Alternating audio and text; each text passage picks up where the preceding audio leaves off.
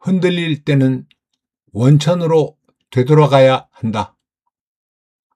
목적은 행복이다. 나를 창조하신 하느님께서 내가 행복하기를 바라시기 때문에 나는 행복하게 살아야 할 의무가 있다. 그래서 힘들고 아플 때 나는 원천을 생각하려고 낑낑거린다. 삶이란 살아있을 때만 의미가 있는 것이지 죽으면 다 소용이 없다고 단순하게 생각했었다. 그러나 단순하게 생각했던 이 논리가 죽음은 끝이 아니고 완성된 삶의 시작이라고 배우면서 머리가 터지도록 복잡해지기 시작했다. 흔들릴 때는 원천으로 되돌아가야 한다는 것이 나의 원칙이다.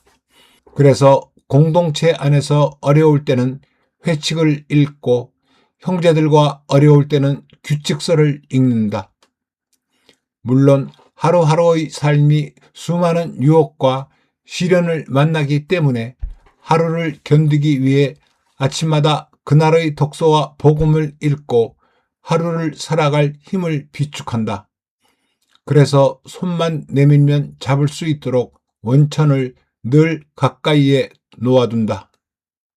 옛날에 철저하게 내 안에 안주하고 싶었을 때 주님께서는 내 뒷덜미를 잡아다 세상에다 던지셨다. 도망가고 숨고 대들고 별짓을 다 했다.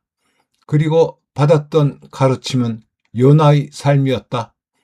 덕분에 철저하게 배웠다. 나를 위해 살아서는 결코 행복할 수 없고 우리를 위해 살아야만 행복하다는 것을 가르쳐 주셨다. 그렇지만 이제는 체력도 재력도 소진한 것 같고 쉬면서 천천히 마침표를 준비하고 싶다. 그런데 주님의 뜻은 내 뜻과 다른 것 같다. 그래서 두렵다. 성서를 읽어도 어떤 날은 어린이처럼 단순하게 살라 하시고 어떤 날은 주인에게 받은 돈을 땅에 묻어놓고 돈놀이 하지 않았다고 야단을 치신다. 어떻게 살라고 이렇게 헷갈리게 하시냐고 대들었던 적이 있다. 수도회마다 추구하는 영성이 다르다. 그렇게 모든 사람은 제 각각의 다른 빛을 따라 걷고 있다. 그때 배웠던 진리가 태양에서는 수많은 빗줄기가 나오고 한 빗줄기를 따라가면 태양에 가까워질수록 빗줄기끼리의 거리가 좁아진다는 것이었다.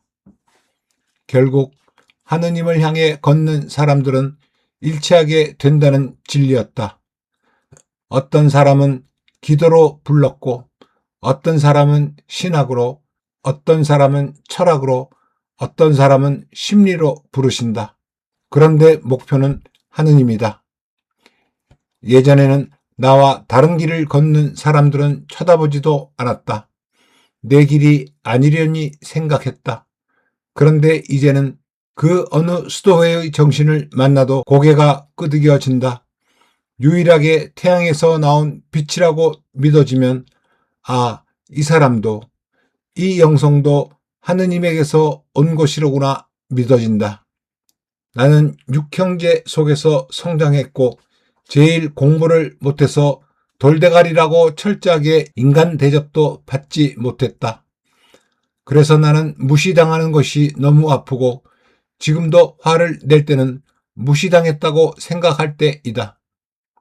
오늘 제1독서는 다른 어느 아들보다 그를 더 사랑하셨다고 시작했다. 화가 난다. 왜 자식을 편애하느냐? 똑같이 사랑해야지. 편애하니까 사달이 난 것이다. 라고 생각하게 된다. 성서의 이야기가 어떻게 진행되는지 알면서도 화가 난다.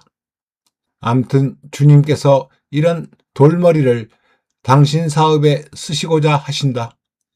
내가 할 답은 유일하다. 예. 다른 어느 아들보다 그를 더 사랑하였다.